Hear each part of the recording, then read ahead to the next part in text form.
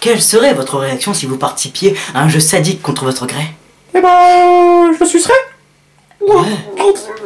T'as raison. Allons-y alors. Ouais, t'as raison. Aujourd'hui, on va vous parler d'un manga qui a eu un film live. Bonjour, bonsoir, et bienvenue à Cube et Mac. Quel pas manga d'adaptation cinématographique.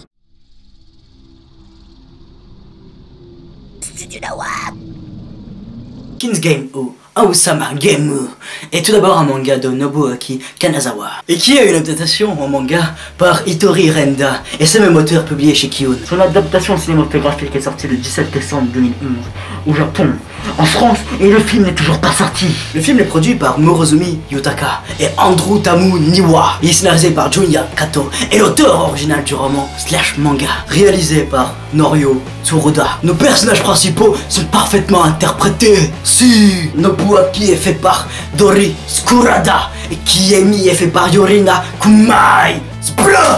Il est diffusé sur BS TBS, maintenant tu le sais. King's Game est un seinen sanglant où notre jeune héros et sa classe participent à un jeu téléphonique contre leur volonté.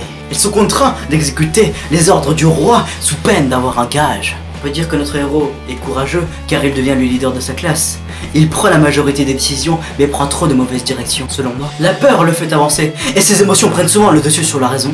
Ouais, j'avoue. Voilà, ça c'était les grandes lignes. Une chronique manga sera être bien plus détaillée que ça. Alors prenez patience, même si cet épisode est bien loin dans nos saisons. Je le catégoriserai horreur, jeu psychologique, thriller. Les dessins et le scénario sont tous deux parfaitement bien étudiés. Le dessinateur change à chaque série alternative et n'est jamais le même.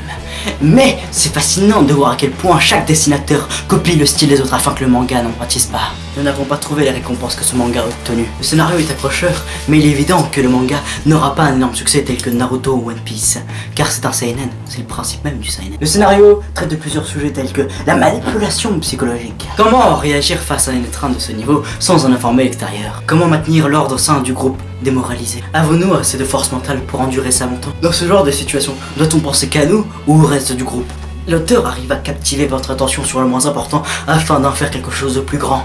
Donc si tu te sens fasciné par ces sujets, ou même si tu veux découvrir un manga qui traite ces sujets, va t'acheter les tomes, il y en a 5. Si tu veux continuer l'histoire, achète la suite, il y en a 14. Sur ce, à la prochaine pour l'épisode 3.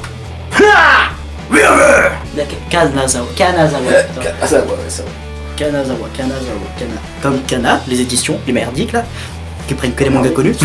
Ils font oh, c'est un manga connu, on le prend. Bah en fait, de base, c'est pas possible ce que tu dis. Parce qu'il faut bien qu'il soit édité avant d'être connu, mec. Enfin, non, bien. Non mais un manga connu au Japon. Ouais, non, Oh, il va s'en bat les couilles.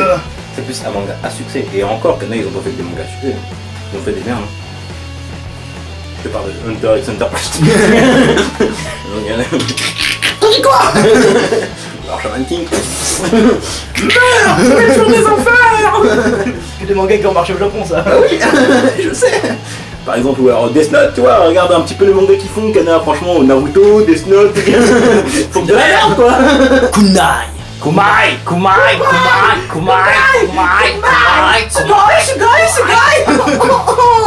C'est ma chaîne, attention, arrête.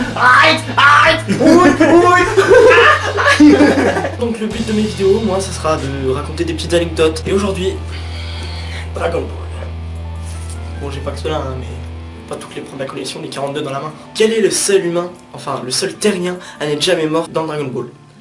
Et ben c'est...